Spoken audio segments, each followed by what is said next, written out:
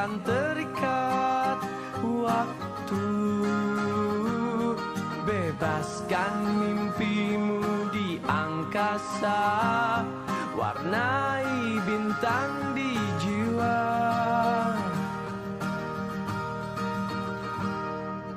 Menarilah dan terus tertawa, walau dunia tak seindah surga.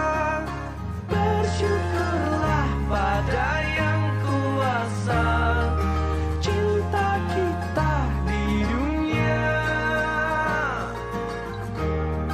selamanya.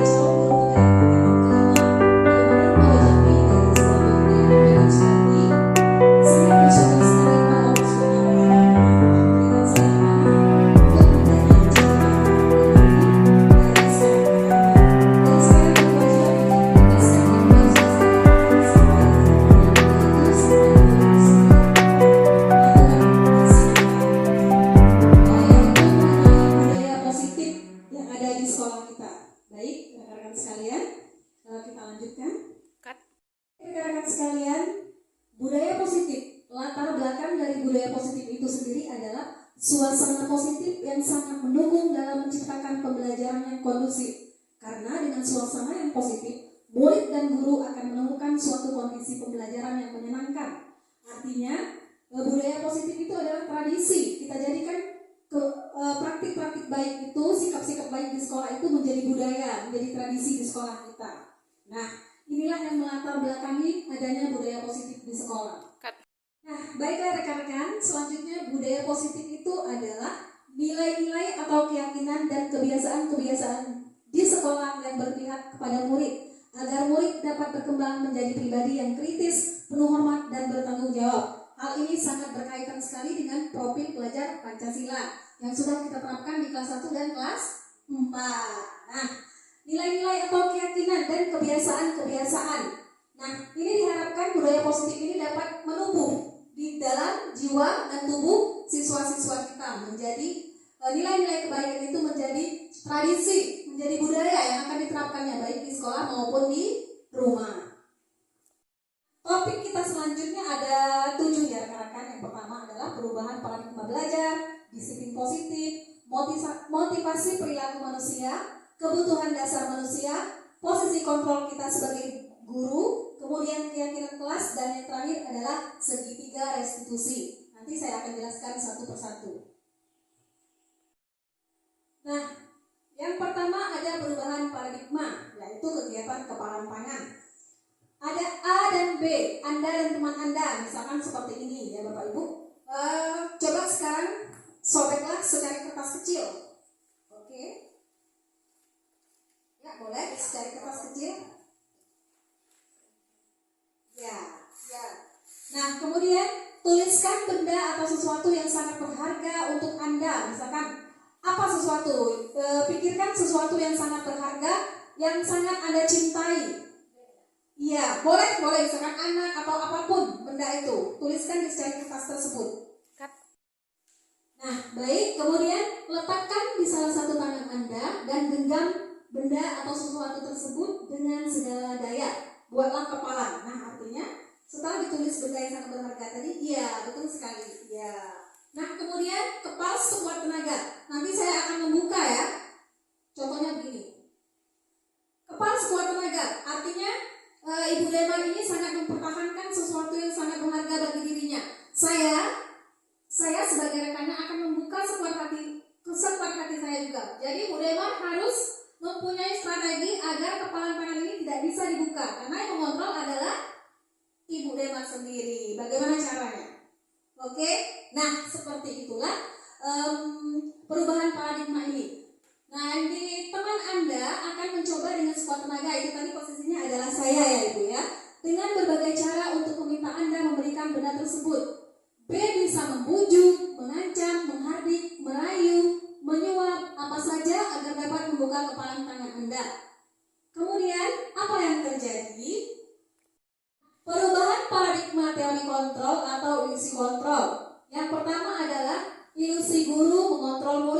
Yang kedua, ilusi bahwa kritik dan membuat orang merasa bersalah dapat menguatkan karakter. Yang ketiga, ilusi bahwa semua penguatan positif efektif dan bermanfaat. Dan yang terakhir, ilusi bahwa orang dewasa memiliki hak untuk memaksa.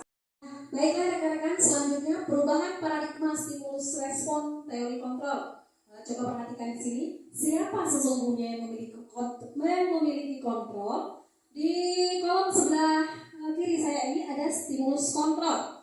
Artinya kita mencoba mengubah orang agar berpandangan sama dengan kita. Tetapi di teori kontrol ini bahwa kita berusaha memahami pandangan orang lain tentang dunia. Artinya kita harus menerima pendapat orang lain. Artinya kita tidak boleh memaksakan kehendak kita kepada orang lain. Yang kedua, perilaku dilihat sebagai suatu kesalahan. Nah, di teori kontrolnya semua perilaku memiliki tujuan. Artinya baik itu sikap baik ataupun buruk, tidak semua bahwa itu suatu kesalahan. Namun pasti setiap perilaku itu memiliki tujuan tertentu. Begitupun dengan siswa kita. Nah, yang kemudian orang lain bisa mengontrol saya. Dalam teori kontrolnya hanya Anda yang bisa mengontrol diri Anda. Artinya hanya diri kita sendiri yang bisa mengontrol diri kita, tidak bisa dikendalikan oleh orang lain. Yang selanjutnya, pemaksaan ada pada suatu bujukan gagal. Pada teori kontrolnya, kolaborasi dan konsensus menciptakan pilihan-pilihan baru. Dan yang terakhir, model berpikir menang atau kalah. Nah, artinya kita harus merubah paradigma berpikir kita sekarang ini bahwa pada teori kontrol itu model berpikir menang-menang, artinya saling menguntungkan. Kebaikan itu ada pada kita dan teman kita, atau kita dan rekan kita. Begitupun dengan kita dan siswa kita. Oke.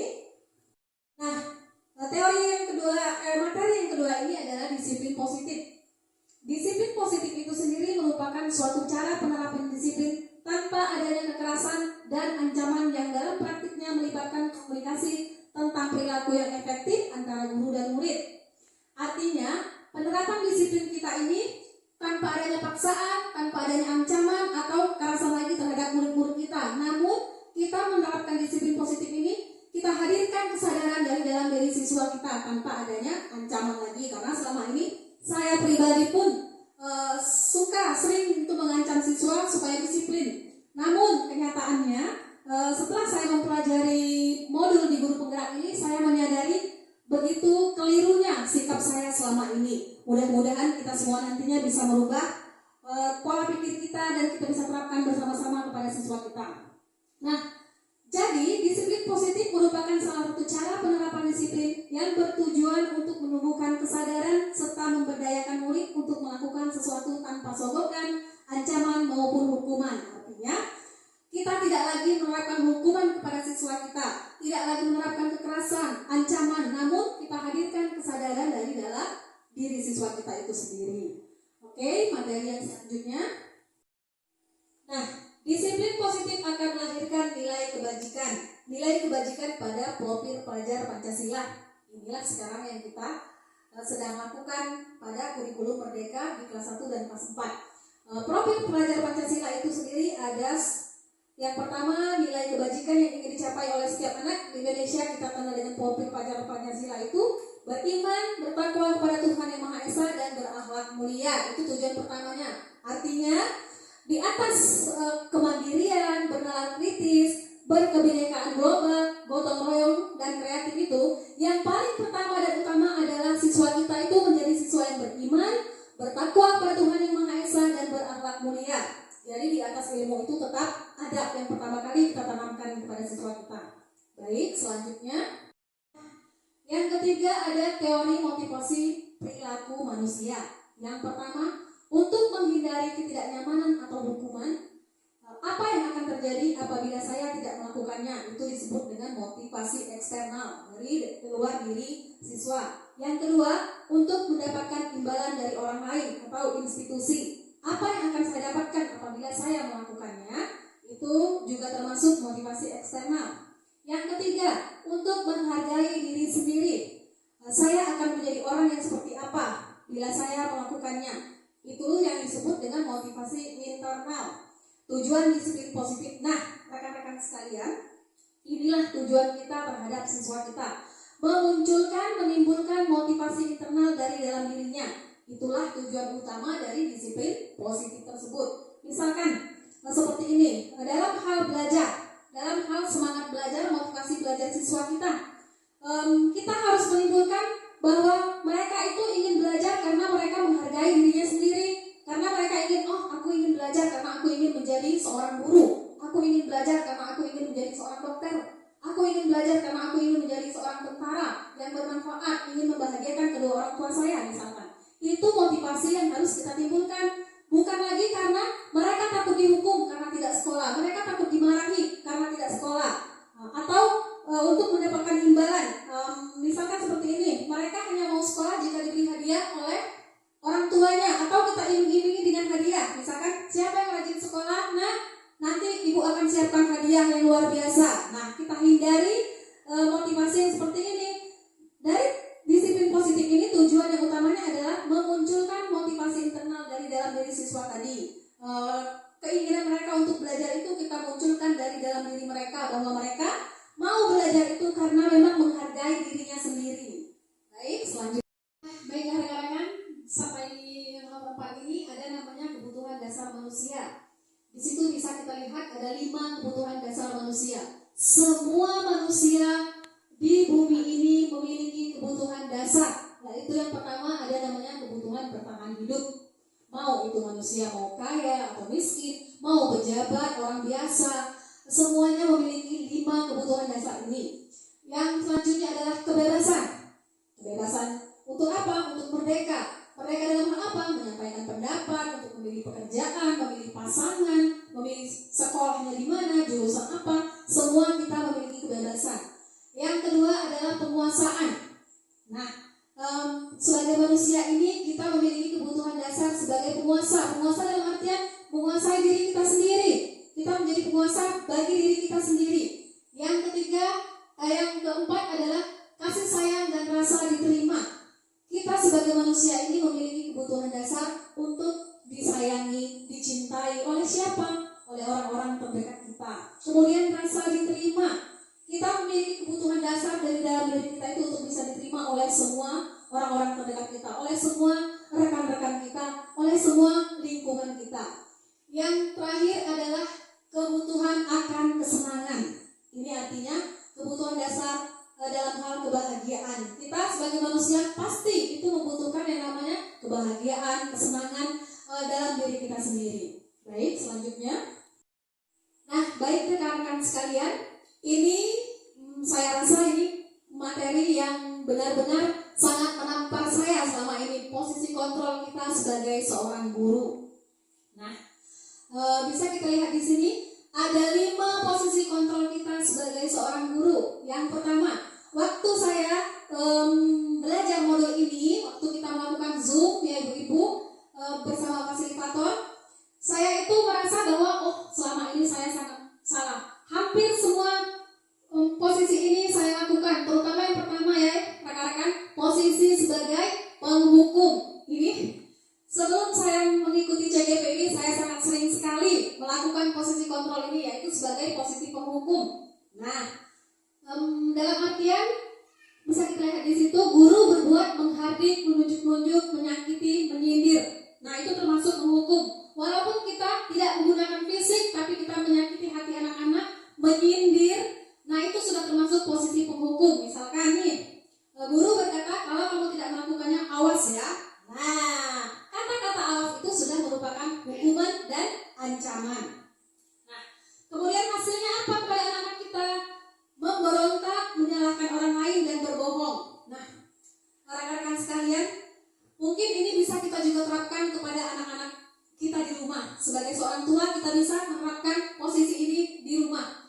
Bahkan saya sendiri juga terkadang saya melakukan ini kepada anak saya. Awas ya nak. Nah, itu membuat anak kita akan berbohong. Nanti kalau aku jujur, pasti nanti ini ibu marah ini. Jadi kata-kata awas ya itu akan membuat anak kita menjadi orang yang tidak jujur. Nah, kaitan dengan dunia berkualitas, murid meletakkan guru di luar dunia berkualitas, dan murid berkata, biarkan saja, nanti juga marah-marah lagi. Nah, ini kata-kata ini. Karena saking bosannya murid-murid kita kepada kita, marah-marah, menghukum. Jadi kita tidak lagi dihargai dengan siswa kita. Biarin saja ibu itu, hobinya memang marah-marah terus. Nah itu harus kita hindari dan kita tinggalkan mulai dari sekarang. Dampaknya kepada murid apa? Lagi-lagi mereka mengulangi kesalahan mereka. Nah, kita sebisa mungkin kita hindari posisi kontrol kita ini sebagai penghukum. Yang kedua, posisi kontrol kita sebagai seorang guru adalah membuat orang merasa bersalah. Artinya, perbuatan apa yang seperti apa? Berceramah dan mengatakan seharusnya ibu kecewa. Kita sering nih, misalkan anak-anak melakukan kesalahan, kita katakan kepada siswa kita, tega sekali kamu nak, ibu sudah capek-capek ngajar, tapi kalian masih juga seperti itu. Nah, menurut kita itu bisa membuat anak menyadari kesalahannya. Namun, posisi kita pada saat itu adalah kita membuat orang merasa bersalah. Nah, di situ ada juga contohnya, kamu seharusnya kamu sudah tahu, ibu lelah sekali mengatakannya, ibu stres. Terkadang kita di kelas sering berkata seperti capek ibu nak, bukannya kalian saja yang ibu urus, banyak masalah ibu nih. Nah di situ kita sudah memposisikan diri kita sebagai pembuat murid kita merasa bersalah. Hasilnya apa?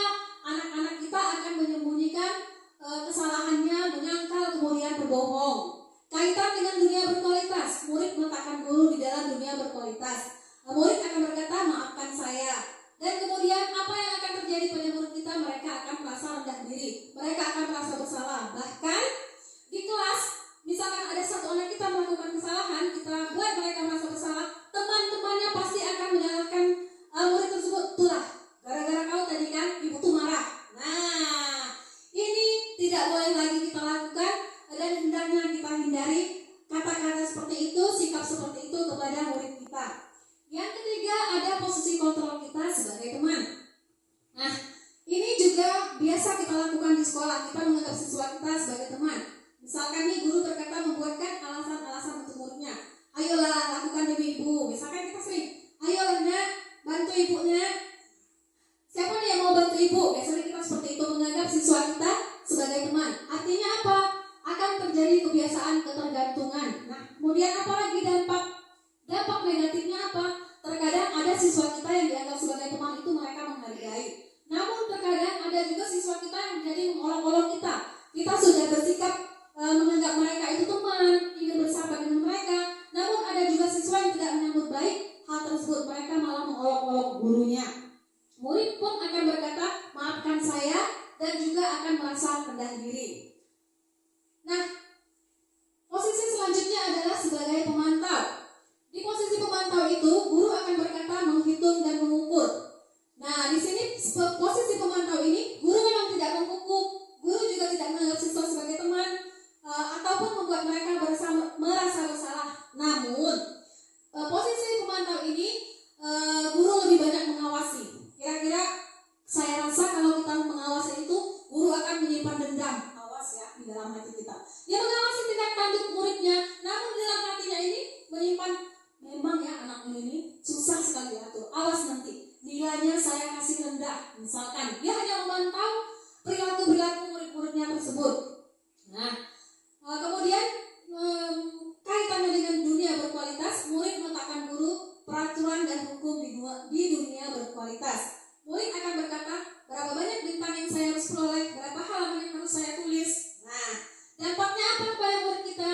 Menitik beratkan pada sanksi atau hadiah untuk dirinya. Biasanya kalau posisi guru sebagai pemantau ini, dia akan menandai murid-muridnya. Mana murid yang susah diatur, mana yang menurut. Biasanya dia seperti ini, menyimpan dendam, agak menyimpan dendam di dalam hatinya. Awas nanti. Akan aku perlihatkan di akhir semester siapa yang rajin akan aku beri hadiah, siapa yang tidak akan aku beri nilai rendah. Ini harus kita hindari ya ibu-ibu sekalian. Kita harapkan kita bisa merubah paradigma pemikiran kita.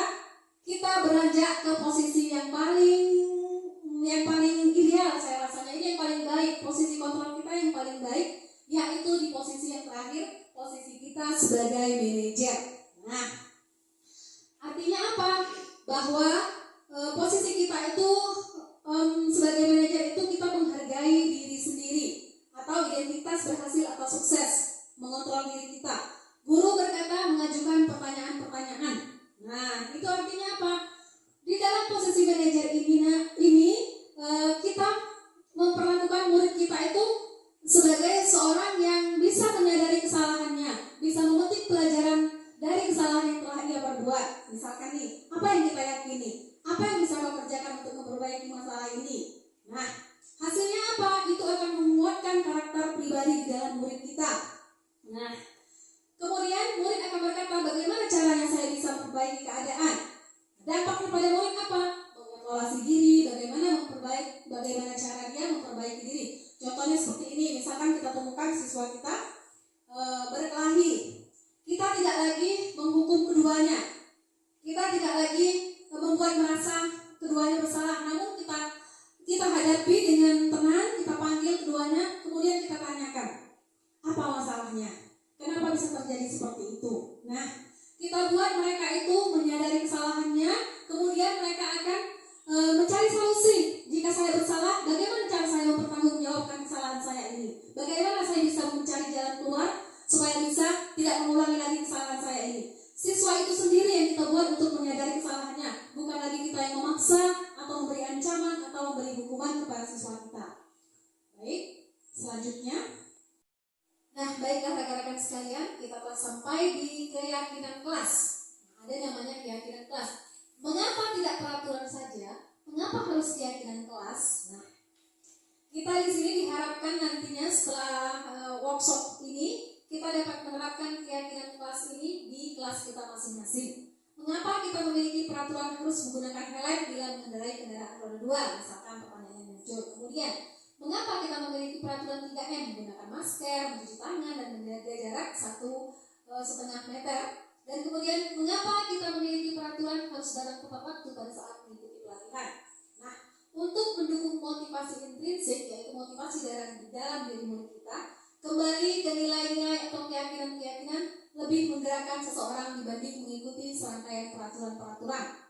Keyakinan itu sendiri adalah nilai-nilai kebajikan universal yang disepakati secara tersirat dan tersurat, lepas dari latar belakang suku, negara, bahasa, maupun agama. Artinya, di dalam kelas nanti kita tidak lagi menerapkan peraturan kelas. Yang namanya peraturan, biasanya nih anak-anak kita nih, peraturan itu dibuat untuk dilanggar. Peraturan itu hanya sebatas ditulis di kertas saja. Nah, sekarang kita ganti peraturan kelas itu menjadi keyakinan kelas.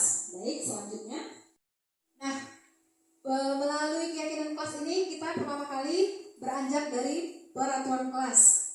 Dari peraturan kelas ini kita akan membuat namanya keyakinan kelas. Hasil dari keyakinan kelas nanti akan menciptakan lingkungan positif. Artinya lingkungan positif itu lingkungan yang kondusif, lingkungan yang menyenangkan, aman dan nyaman bagi siswa. Nah, dari lingkungan positif di sekolah ini, itulah yang nantinya akan melahirkan budaya positif di sekolah kita. Nah, baik. Selanjutnya, nah, rekan-rekan sekalian bisa dilihat di sini, yang mana yang merupakan keyakinan kelas. Mengapa? Nah, di sini boleh kita lihat di sini ada kesepakatan kelas, yaitu datang tepat waktu, mengucapkan salam, menjaga kebersihan sekolah, berdoa sebelum dan sesudah kegiatan, aktif dalam pembelajaran, kemudian tertib. Nah, di situ ada juga gambar-gambar animasi yang bisa menggambarkan dari kesepakatan kelas tersebut. Nah, di sini di sebelah kanan saya ada kami guru dan murid yang saling menyayangi, kami murid yang semangat belajar, kami murid yang peduli dengan teman-teman. Nah, disinilah yang membedakan kolom di sebelah kanan dan kiri ini. Di situ ada peraturan kelas, di sini ada yang namanya keyakinan kelas. Keyakinan itu sendiri bahwa kita dan murid akan menciptakan sebuah peraturan yang meyakini dalam diri kita bahwa kita sama-sama murid dan guru itu bisa melaksanakannya. Contohnya, kami guru dan murid yang saling menyayangi. Nah, dari kalimat ini nanti diharapkan murid dan guru itu menyadari bahwa bagaimana kami bisa menciptakan suasana yang saling menyayangi itu seperti apa. Nah, bisa kita jelaskan kepada siswa kita. Jika kita menyayangi seseorang itu tentunya kita akan bersikap yang bisa membuat orang tersebut menjadi senang, menjadi bahagia. Artinya apa? Sikap yang baik, sikap yang seperti apa? Keyakinan itu yang akan kita timbulkan kepada siswa kita. Nah, bisa kita lihat di sini perbedaan antara peraturan dan keyakinan kelas. Kita akan merubah peraturan kelas kita ini menjadi keyakinan kelas. Contohnya, Di peraturan ada selalu kembalikan buku pada tempatnya. Tetapi di keyakinan kelas kita akan membuat kalimatnya menjadi tanggung jawab. Nah, kenapa tanggung jawab? Artinya kalau kalimat tanggung jawab ini akan mencakup semua aspek, bukan hanya selalu mengembalikan buku pada tempatnya, tetapi tanggung jawab apa? Dalam hal piket, dalam hal membersihkan meja guru, dalam hal membuang sampah, semuanya sudah ada di dalam tanggung jawab tersebut. Nah, kemudian dilarang mengganggu orang lain. Kita ganti kalimatnya menjadi menghormati orang lain. Dalam artian apa? Menghormati orang lain itu banyak sekali contoh sikapnya. Tidak mengganggu orang lain juga menghormati orang lain. Kemudian apa?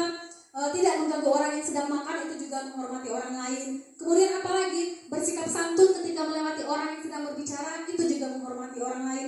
Banyak sekali sikap-sikap yang mencerminkan menghormati orang lain tersebut. Kemudian dalam peraturan hadir di sekolah 15 menit sebelum pembelajaran dimulai, kita akan mengganti kalimatnya menjadi menghormati orang lain, berkomitmen. Ini yang sangat penting adalah berkomitmen. Artinya apa? Komitmen ini kita memegang janji. Nah, itulah termasuk hadir di sekolah 15 menit sebelum pembelajaran dimulai. Berarti kita menanamkan keyakinan dalam diri siswa kita untuk berkomitmen dalam setiap perilakunya di sekolah. Kemudian dilarang melakukan kekerasan. Kita ganti kalimatnya menjadi keselamatan, menghormati orang lain. Artinya apa? Kekerasan itu akan mengakibatkan orang lain menjadi rugi. Bisa jadi juga kekerasan itu akan membahayakan diri orang lain dan diri kita sendiri. Nah, makanya kita ganti di sini keyakinan pasar menjadi keselamatan, baik bagi diri kita maupun diri orang lain, teman-temannya di sekolah maupun guru-gurunya dan warga sekolah lainnya. Kemudian dilarang menggunakan narkoba. Ini kita ganti dengan kesehatan. Karena apa? Kalau hanya dilarang menggunakan narkoba, berarti cuma narkoba saja yang tidak boleh digunakan. Sementara pada saat sekarang ini, anak-anak kita bahkan sudah mengenal banyak sekali jenis-jenis obat-obatan terlarang, seperti ngelem, apalagi yang banyak sekali. Bahkan di permen-permen itu pun sudah ada. Nah, kita ganti keyakinan kelas kita ini menjadi kesehatan. Artinya apa? Bukan hanya narkoba saja yang dilarang, tetapi apa? Semua jenis-jenis barang-barang atau obat-obatan yang dilarang itu yang akan merugikan kesehatan kita. Alkohol itu termasuk juga, arak dan sebagainya. Berarti bukan hanya terfokus pada narkoba saja. Nah, kemudian di peraturan kelasnya bergantian atau menunggu giliran. Nah, keyakinan kelasnya kita ubah menjadi menghormati orang lain dan bersabar. Artinya apa? Nah, bersabar itu bukan hanya kita menunggu antrian atau menunggu giliran saja. Banyak sekali bersabar itu bisa kita contohkan kepada siswa kita. Misalkan apa? Di saat kita menjelaskan materi pelajaran, pasti anak-anak kita, Bu, ini belum, Bu, ini bagaimana, Bu? Belum lagi dijelaskan ke sini, yang ini sudah memanggil. Nah, itu kita bisa terapkan kepada siswa kita agar mereka bisa bersabar, bisa menghormati orang lain. Ketika guru sedang menjelaskan kepada temannya yang A, yang B harus sabar menunggu sampai ibu gurunya selesai menjelaskan. Dia bisa menyadari, dia yakin dia bisa menjadi jiwa-jiwa yang tangguh, jiwa-jiwa yang sabar seperti yang diharapkan. Nah, kemudian dalam peraturan ada yang namanya gunakan masker. Ini juga menyangkut keselamatan dan kesehatan. Dan yang terakhir ada jangan berlari di kelas atau koridor. Ini menyangkut keselamatan dan keamanan. Artinya, kenapa kita ganti menjadi keselamatan dan keamanan dalam keyakinan kelas? Artinya, bukan hanya berlari di kelas atau koridor saja yang akan berhubungan dengan keselamatan siswa kita. Namun, mereka main di luar sekolah, di luar pagar, itu juga menyangkut keselamatan mereka. Kita jelaskan pada siswa kita, kalau peraturan cuma terikat dalam satu kalimat saja, dalam satu perintah saja, namun dalam keyakinan kelas ini, nah baik rekan-rekan, kita sampai pada perbedaan hukuman dan konsekuensi. Bisa kita lihat pada kolom ini, bahwa yang merupakan hukuman itu adalah sesuatu yang menyakitkan harus terjadi. Tapi kalau yang namanya konsekuensi, sesuatu harus terjadi. Yang kedua, membuat anak sakit fisik maupun hati untuk jangka waktu yang lama. Itulah kenapa kita disarankan, dituntut bahkan ya sebagai seorang pendidik, kita dituntut untuk menghindari itu yang namanya hukuman. Karena apa? Hukuman ini akan menyakiti hati anak-anak kita dalam jangka waktu yang lama. Mungkin rekan-rekan sekalian pernah punya pengalaman waktu di sekolah, pengalaman dengan guru, sampai sekarang masih teringat. Rekan-rekan, kita lanjutkan. Tadi kita sudah membahas mengenai perbedaan antara hukuman dan konsekuensi. Nah, beranjak dari situ tadi ada yang namanya restitusi. Apa itu restitusi? Restitusi adalah proses menciptakan kondisi bagi murid yang memperbaiki kesalahan mereka sehingga mereka bisa kembali pada kelompok mereka dengan karakter yang lebih kuat. Restitusi juga merupakan proses kolaboratif yang mengajarkan murid untuk mencari solusi untuk masalah mereka dan membantu murid berpikir tentang orang seperti apa yang mereka ingin menjadi tujuan mulia dan bagaimana mereka harus memperlakukan orang lain. Ini dikemukakan oleh Goshen pada tahun 2004. Nah, restitusi ini sendiri adalah sebuah proses kita menyelesaikan permasalahan yang terjadi kepada murid dengan cara kita membuat murid kita itu menyadari kesalahannya, kemudian mereka akan mencari solusi dari permasalahan yang dihadapi, bertanggung jawab atas kesalahan yang telah mereka perbuat, lalu kemudian mereka bisa kembali kepada kelompok mereka dengan karakter yang baik yang lebih kuat lagi. Baik, selanjutnya. Nah, baik rekan-rekan, di sini bisa kita lihat ada yang namanya segitiga restitusi. Nah, di sini yang pertama ada yang namanya menstabilitaskan identitas. Apa itu menstabilkan identitas? Proses menstabilkan identitas itu sendiri adalah bahwa setiap orang pasti pernah melakukan kesalahan. Kamu bukan satu-satunya yang pernah melakukan ini. Setelah menstabilkan identitas, kita beranjak ke validasi kebutuhan, yaitu kamu tentu punya alasan mengapa melakukan itu. Adakah cara yang lebih efektif untuk mendapatkan apa yang kamu butuhkan? Itulah pertanyaan yang akan muncul nanti di proses validasi kebutuhan di saat kita menghadapi murid kita yang bermasalah. Dan yang tahapan yang terakhir ada yang namanya menanyakan keyakinan. Nah, pertanyaan yang muncul kepada murid kita nanti adalah nilai-nilai apa yang telah kita sepakati. Kemudian kamu ingin menjadi orang yang seperti apa? Nah, selanjutnya bisa saya jelaskan. Nah, dalam tahap menstabilkan identitas, tujuannya adalah untuk membuat anak yang merasa gagal karena berbuat salah menjadi positif terhadap dirinya. Segitiga restitusi ini dapat kita terapkan di saat kita menemukan atau menjumpai murid kita yang sedang melakukan kesalahan. Misalkan ada murid kita yang berkelahi bersama temannya atau membuat kesalahan kepada gurunya. Nah, di tahap menstabilkan identitas itu artinya guru bisa berkata seperti ini, berbuat salah itu hal yang manusiawi, nak. Tidak ada manusia yang sempurna. Bapak atau ibu juga pernah berbuat salah. Kita pasti bisa menyelesaikan permasalahan ini. Nah, di saat kita memanggil murid kita yang berbuat salah tersebut, kita tanyakan terlebih dahulu yang dinamakan menstabilkan identitas. Kita masuk dulu ke dunia mereka. Misalkan nih, murid kita berkelahi. Sebut saja misalkan murid kita Andre dan Alvin berkelahi. Kita panggillah keduanya. Kita tanya, kenapa nak berkelahi nak? Nah, memang kalau kita emosi, misalkan Andre menjawab, ini bu, si Alvin ini tadi tarik-tarik baju bu, sampai kancingnya lepas. Jadi kupukullah si Alvin ini. Misalkan Andre berkata begitu. Guru bisa mengatakan, memang nak, ibu juga marah. Kalau ada orang yang menarik-narik baju ibu sampai lepas, ibu juga pasti akan marah, sama seperti Andre. Kita ikutin dulu emosinya si Andre ini, emosinya anak kita itu kita ikuti dulu. Itu yang namanya menstabilkan identitas. Kita masuk dulu ke dunia mereka. Nah, kemudian di sini juga ada bapak atau ibu tidak tertarik untuk mencari tahu siapa yang benar, siapa yang salah. Bapak atau ibu lebih tertarik untuk menyelesaikan masalah. Nah, dalam menyelesaikan permasalahan murid kita nanti, tujuan kita bukan untuk mencari siapa yang benar, siapa yang salah, tapi solusi dari masalah yang dihadapi siswa kita tersebut. Kalau kamu menyalahkan dirimu sendiri, terus-menerus, apakah kamu bersikap baik pada dirimu sendiri? Nah, di situ di tahap inilah kita menggali informasi dari siswa kita yang bermasalah tadi. Nah, di tahap kedua ada namanya validasi kebutuhan dari segitiga tadi. Yang di bawah itu ada menstabilkan identitas, yang kemudian di sebelah kanannya ada validasi kebutuhan. Tujuannya apa validasi kebutuhan ini? Membantu siswa mengenali basic need atau kebutuhan yang ingin dipenuhinya ketika melakukan kesalahan tersebut.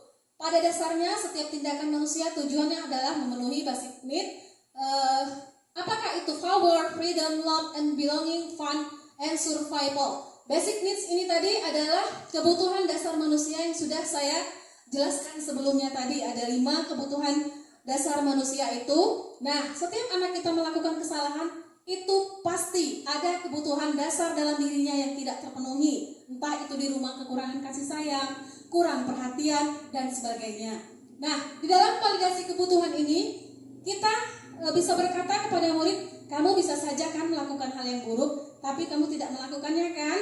Atau kamu pasti punya alasan mengapa melakukannya. Apa yang penting bagi kamu? Atau boleh kamu tetap berusaha menjaga sikap itu, tapi tambahkan sikap yang lain, yang baru. Maukah kamu belajar cara lain untuk mendapat yang kamu butuhkan tanpa harus memukul? Nah, ini pertanyaan yang bisa kita tanyakan kepada si Andre tadi contohnya ya. Ada cara lain nggak anak yang bisa dilakukan selain memukul Alpin? Nah, nanti dia akan berpikir, kira-kira nak, kalau kita pukul itu, memukul orang itu perbuatannya salah atau benar? Nah, di situ kita validasi kebutuhannya kita gali dari anak. Nanti anak akan berpikir sejenak, oh iya bu, salah bu, kalau memukul itu bukan tindakan yang benar. Walaupun saya sedang marah, harusnya saya tidak memukul. Itulah jawaban yang kita harapkan dari murid kita tersebut. Nah, kemudian apakah kamu bisa melakukan dengan lebih baik besok lagi? Nah, dengan cara seperti ini, kita bisa membuat anak kita itu sadar akan kesalahannya, kemudian mereka akan bertanggung jawab untuk memperbaikinya. Kemudian yang terakhir ada namanya menanyakan keyakinan. Dari segitiga restitusi tadi, tahapan yang terakhir adalah menanyakan keyakinan. Tujuannya apa? Anak melihat kesalahannya dihubungkan dengan norma sosial dan nilai-nilai yang mendasari manusia berinteraksi dengan orang lain. Contohnya di sini, guru bisa berkata, apa nilai yang kita percaya di kelas atau sekolah kita? Kemudian, nilai-nilai universal apa yang telah kita sepakati? Kelas yang ideal itu seperti apa sih nak? Kamu ingin jadi anak seperti apa? Apa yang kamu rasakan ketika kamu melakukan itu? Kamu menjadi orang yang seperti apa? Nah, ini kita tanyakan, menanyakan keyakinan ini sama seperti kita menanyakan hati nurani anak kita. Misalkan tadi contohnya Andre dan Alvin berkelahi. Kita tanyakan kepada si Andre, kira-kira nak, memukul itu benar atau salah? Kemudian tindakan itu sudah benar atau salah? Apakah sebenarnya Andre itu orangnya seperti itu? Bisa melakukan seperti itu terhadap orang lain? Insya Allah mudah-mudahan anak kita akan menjawab bahwa dia sudah salah memukul temannya. Begitupun dengan si Alpin.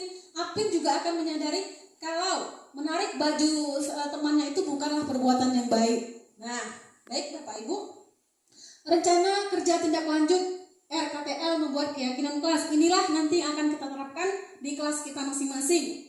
Kebetulan saya mengajar di kelas 6, maka keyakinan kelas ini akan saya buat di kelas saya untuk membangun budaya positif di kelas saya. Begitupun di kelas rekan-rekan nanti boleh diterapkan juga. Ini adalah rencana pelaksanaan saya di minggu pertama bulan September. Kemudian di minggu keduanya penerapan dan pembiasaan keyakinan kelas yang sudah dibuat di sekolah. Tujuannya apa? Untuk membiasakan murid menerapkan perilaku budaya positif di sekolah, mewujudkan merdeka belajar bagi murid di sekolah, membentuk kerjasama yang efektif antara guru dan murid. Tolak ukurnya adalah murid bertanggung jawab dalam segala hal. Murid berperilaku menghormati orang lain. Murid peduli terhadap lingkungan. Nah, itulah budaya-budaya positif yang kita harapkan akan berkembang dan terjadi di sekolah kita nantinya. Nah, dukungan yang dibutuhkan adalah terjalin komunikasi dan kerjasama yang baik antara warga sekolah, komite sekolah, dan lingkungan masyarakat. Alat yang bahan yang dibutuhkan seperti karton, spidol, kertas post-it, lakban yang untuk kita membuat keyakinan kelas bisa kita tempel nanti di kelas kita masing-masing. Bukan lagi namanya peraturan kelas atau tata tertib kelas, tapi kita sebut keyakinan kelas. Lini masa tindakan yang akan dilakukan adalah yang pertama merancang tindakan aksi nyata, yaitu mengajukan gagasan kepada kepala sekolah. Kemarin sudah dilakukan. Kemudian diskusi langkah-langkah apa saja yang akan dilakukan, mensosialisasikan gagasan keyakinan kelas yang akan dibuat bersama rekan guru dan murid, kemudian membuat keyakinan kelas bersama murid, menempelkan keyakinan kelas di dinding, dan yang terakhir adalah menerapkan keyakinan yang telah dibuat secara bersama-sama di sekolah. Baik, Bapak Ibu, alhamdulillah saya telah menyelesaikan pembiasan materi pada modul 1.4 yaitu budaya positif. Selanjutnya jika ada rekan-rekan yang ingin bertanya dipersilakan. Warahmatullahi wabarakatuh. Di sini saya mau bertanya sedikit tentang disiplin positif yang akan melahirkan nilai kebijakan kepada profil pembelajaran Pancasila.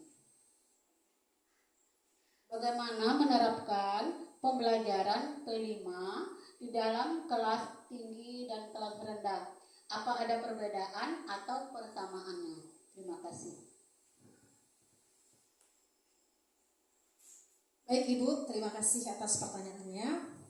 Saya akan mencoba menjawab.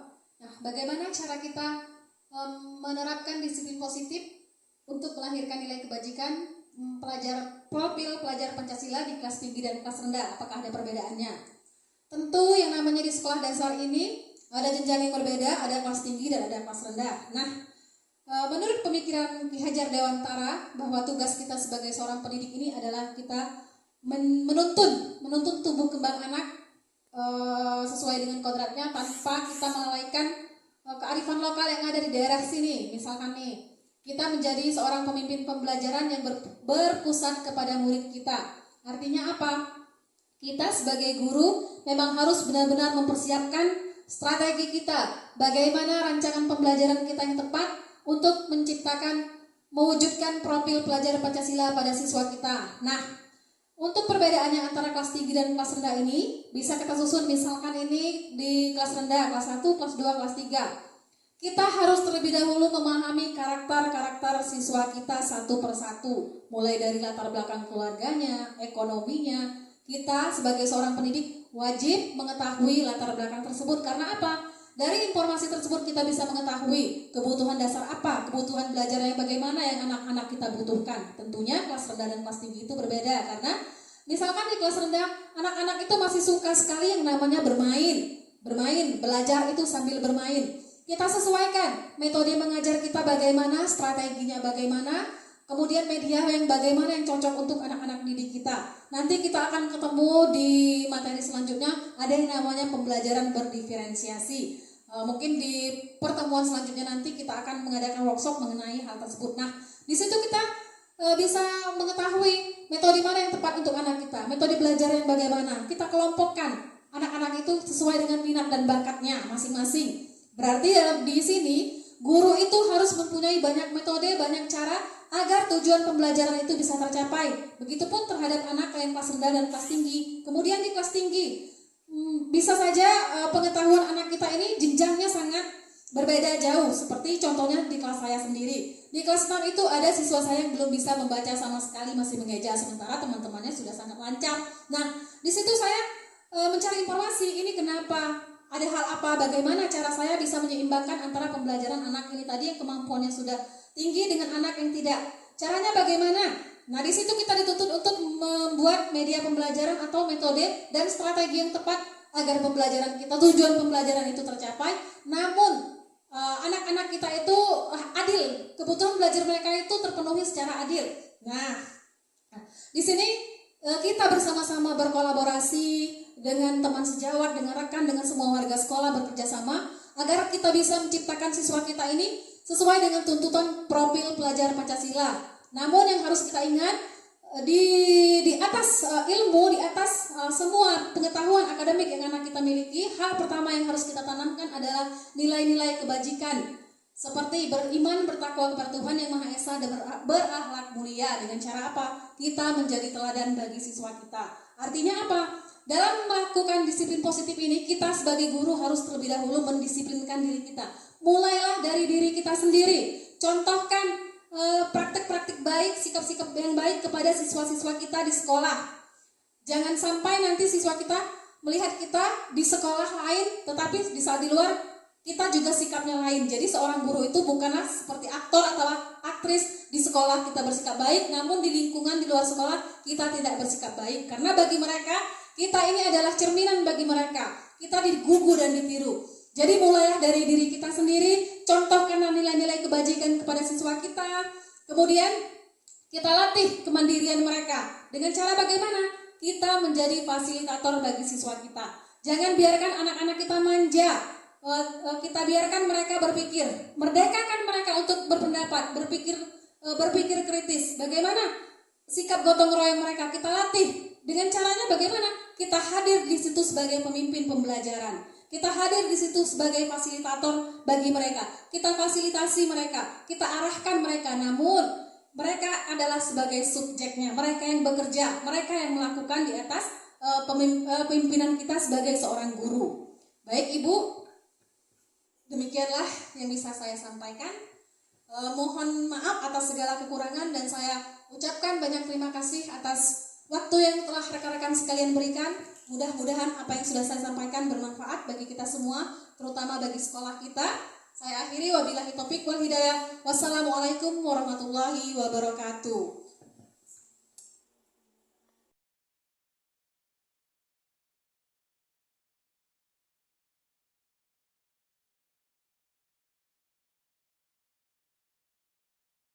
Kau bisa patahkan kakiku, tapi tidak mimpi-mimpiku. Kau bisa lumpuhkan tanganku, tapi tidak mimpi-mimpiku. Kau bisa merebut senyumku, tapi sungguh tak akan lama. Kau bisa merobek hatiku, tapi aku tahu obatnya. Manusia-manusia kuat, itu kita. Jiwa-jiwa yang kuat, itu kita. Manusia-manusia kuat, itu kita. Jiwa-jiwa yang kuat, itu kita. Kau bisa hitamkan putihku, kau takkan gelapkan apapun. Kau bisa runtuhkan jalanku, kan ku temukan jalan yang lain. Manusia-manusia kuat, itu kita. Jiwa-jiwa yang kuat, itu kita. Manusia-manusia kuat, itu kita. Jiwa-jiwa yang kuat, itu kita. Bila bukan kehendaknya,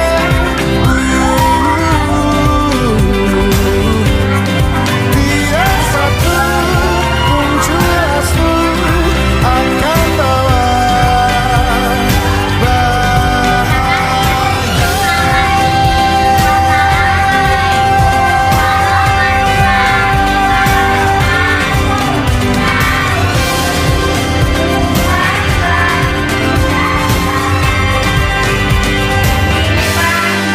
manusia-manusia kuat, itu kita. Jiwa-jiwa yang kuat, itu kita. Manusia-manusia kuat, itu kita.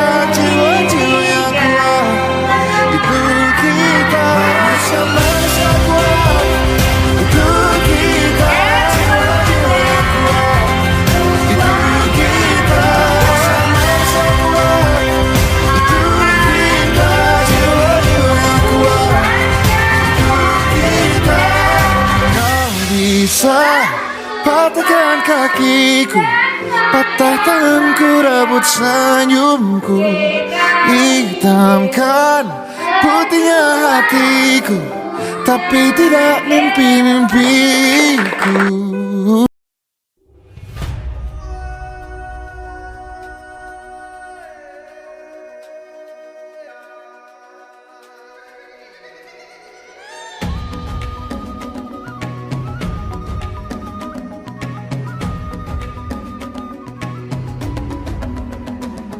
Dan bukalah matamu, saatnya meraih mimpimu. Arah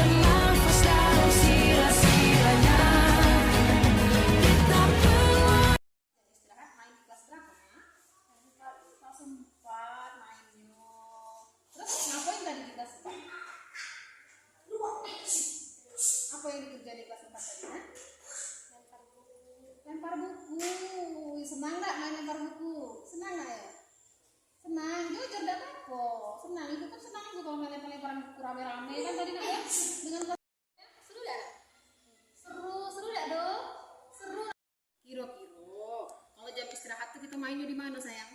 Seharusnya mainnya di mana kalau jam istirahat? Di lapangan. Di lapangan. Boleh nggak nak kita main berantakin ke kelas, di dalam kelas tuh boleh apa tidak nak? Tidak boleh. Jadi perbuatan kalian berdua ini tadi salah atau benar? Salah. Salahnya di mana nak? Salahnya di mana sayang? Yang pertama salahnya di mana? Lemparan buku. Lemparan buku. Sudah tuh lagi jam istirahat mainnya di mana nak? Di kelas. Harusnya mainnya di luar atau di dalam? Di luar. Nah, itu sesuai atau tidak dengan nilai-nilai kebajikan kita di sekolah ini? Sesuai tidak tindakan kalian tadi? Tidak sesuai. Salah kan kalian ya? Salah atau benar? Salah. Nah, sekarang ibu tanya, karena kalian sudah salah tadi, sudah lempar-lemparan buku tadi, berantakan bukunya nak ya. Terus untuk nebus kesalahannya kalian kayak mana nak tadi? Kepuasan mana? Terus nebus kesalahan kalian berdua nih, tadi di kelasnya diapain lagi? Sudah bukunya diserain, terus kalian ngapain lagi? Dibenarin, sudah dibenarin. Sudah Nian. Itu kelas 4 itu wali kelasnya siapa sayang? Nah, siapa kelasnya? Kelas 4 siapa? Gurunya. Tadi siapa yang marah-marah tuh? Depan kelasnya. Bu Ica. Nah, ibu kan juga kesal ibu kalau kelas ibu diberantakin. Nah, ya sama seperti beliau. Beliau juga capek lah anak-anaknya. Capek ya ibu tuh nak ya beresin kelasnya cantik-cantik diberantakin ya nak ya. Pasti ibu tuh juga marah ya nak ya. Nah, sekarang kalau sudah diberesin ya buku-bukunya nak ya. Setelah itu kalian minta maaf sama Ibu Ica, jangan diulangi lagi nak ya. Nah, justru dibantu anak-anak yang adik-adik ini nak. Ayo dek, jangan diberantakin dek, gitu seharusnya ya nak ya. Paham? Tahu ngapa ibu panggil di sini nak? Jarang pikir, ada pikirnya hari apa nak? Hari apa tengok sayang, hari apa pikirnya? Selasa. Setiap hari Selasa Aldo sekolah apa tidak nak? Tidak, ibu tanya nak. Aldo kenapa nak? Jarang sekolah di hari Selasa. Ibu tanya alasannya. Nah, ngapa tidak sekolah kata ibu? Kan kawannya ngomong Aldo tidak sekolah bu. Aldo nih pikir hari ini bu. Kenapa Aldo tidak sekolah? Capek. Oh iya ibu juga nak. Kalau ibu kecapean ibu rasanya malas ya nak ke sekolah nak ya. Lesu nih nak ya. Pengennya tidur berbaring. Iya dah. Iya Aldo juga nak ya. Sama kita berarti dan nak ya. Nah cuman ya. Kita kan anak sekolah, kalau anak sekolah itu tugasnya apa kan? Tugasnya apa kalau anak sekolah harus? Sekolah ada? Iya, belajar kan tugasnya. Terus piket itu hukumnya apa nak? Wajib apa? Sunnah apa? Kata ibu pernah bilang. Wajib itu nak hukumnya. Kalau dilakukan dapat pahala, kalau tidak dilakukan dapat dosa. Pintar anak ibu. Berarti kalau Aldo tidak piket itu salah atau benar? Salah. Seharusnya kayak mana nak kalau kita pikir? Laksanakan piket, ya kan nak? Karena kita jumlah siswanya sedikit kan cuma nyapu, ya nak ya? Nah kalau Aldo capek, boleh istirahat. Kalau badannya udah enak, Aldo boleh izin ya nak ya? Hubungi ibu, tidak apa-apa. Cuman kalau setiap jadwal piket tidak piket, kasihan kawan kan nak? Ya kan ya? Jadi sekarang kayak mana? Aldo maunya kayak mana sekarang? Supaya Aldo tuh setiap hari Selasa pas jadwalnya piket Aldo tuh datang. Kayak mana? Kita sudah diskusi dah, sudah komunikasi kemarin Aldo sama Sandi. Salahannya nyerahin buku nak ya di kelas 4. Itu yang pertama. Nah yang kedua Aldo kemarin kesalahannya karena apa nak? Apa kemarin dipanggil yang kedua? Tidak piket. Alhamdulillah hari ini Aldo sudah datang ya, sudah bertanggung jawab. Ibu senang ya. Nah, ibu nak tanya nih, kalau biasanya kan kalau kalian bikin kesalahan ibu marah-marah dah nak? Iya dah, biasanya ibu marah-marah kan? Marah-marah, manggil, mekek-mekek, jerit-jerit ya. Nah, terus ibu bahkan ibu kadang-kadang ngasih sanksi atau hukuman. Tapi kemarin ibu marah kemarinnya? Iya. Tidak, malah ibu panggil, ya dah nak? Ibu tanya, kalian sukanya cara ibu yang marah-marah atau yang cara yang kayak kemarin? Hah? Suka cara yang mana? Kalau kemarin-kemarin kan ibu sering marah-marah tuh kalau kalian bikin kesalahan. Tapi kemarin kata kalian ibu tidak marah-marah, ngomongnya bagus-bagus. Suka cara yang mana? Hah? Ya, suka cara yang mana? Ya Sandi, suka cara yang mana nak? Yang kemarin. Aldo suka cara yang mana nak? Yang kemarin ibu nanya bagus-bagus ya nak ya? Tidak ada marah-marah. Dengan cara itu kalian kalian sadar gak dengan kesalahannya? Nah? Sadar. Berarti senang gak cara yang kemarin ya? Oh, alhamdulillah. Berarti mulai ke depannya nanti ibu bakal menerapkan ke semuanya, nak, bukan dengan kalian gaya, nak ya. Itu namanya pendekatan restitusi namanya, ya. Itu diskusi dulu tentang kesalahannya. Kalian pun menyadari kesalahan kalian. Sudah itu kalian mau bertanggung jawab untuk kesalahan ibu. Senang ya, nak ya. Mudah-mudahan ke depannya kita bisa, nak ya, semakin dewasa, semakin pintar, ya, nak ya. Kalian juga ibu tengok sudah banyak perubahan, ya, nak ya. Hari ini mainnya tidak lagi ganggu-ganggu kelas lain. Nah, ibu ucapkan terima kasih sama kalian, ya, nak ya. Semoga nanti kawan-kawan yang lain juga bisa mencontoh sikap kalian yang dewasa ini, ya, nak ya. Dan boleh kembali ke tempat saya. Nah, pintar. Ya, kerjain lagi, nak ya.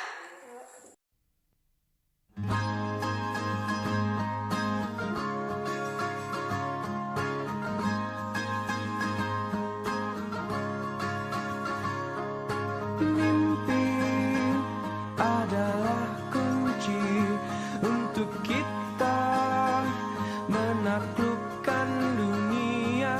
Berlarilah tanpa lelah sampai engkau meraihnya. Kau bisa patahkan kakiku, tapi tidak mimpi-mimpiku. Kau bisa lumpuhkan tanganku, tapi tidak mimpi-mimpiku. Kau bisa merebut senyumku, tapi sungguh tak akan lama. Kau bisa merobek hatiku, tapi aku tahu obatnya. Manusia-manusia kuat, itu kita. Jiwa-jiwa yang kuat, itu kita. Manusia-manusia kuat, itu kita.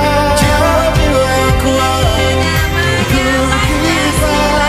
Kau bisa hitamkan putihku, kau takkan gelapkan apapun. Kau bisa runtuhkan jalanku, kan ku temukan jalan yang lain. Manusia-manusia kuat, itu kita. Jiwa-jiwa yang kuat, itu kita. Manusia-manusia kuat, itu kita. Jiwa-jiwa yang kuat, itu kita. Bila bukan kehendaknya,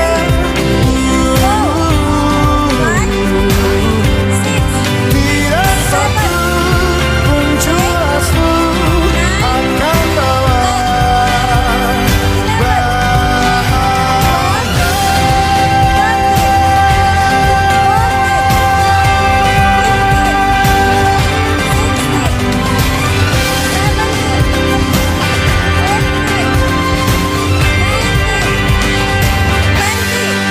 Manusia-manusia kuat, itu kita. Jiwa-jiwa yang kuat, itu kita. Manusia-manusia kuat, itu kita.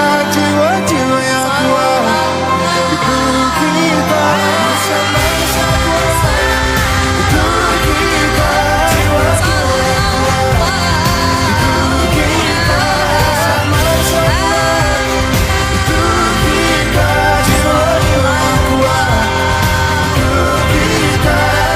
Kau bisa patahkan kakiku, patah tanganku, rebut senyumku, hitamkan putihnya hatiku, tapi tidak mimpi-mimpiku.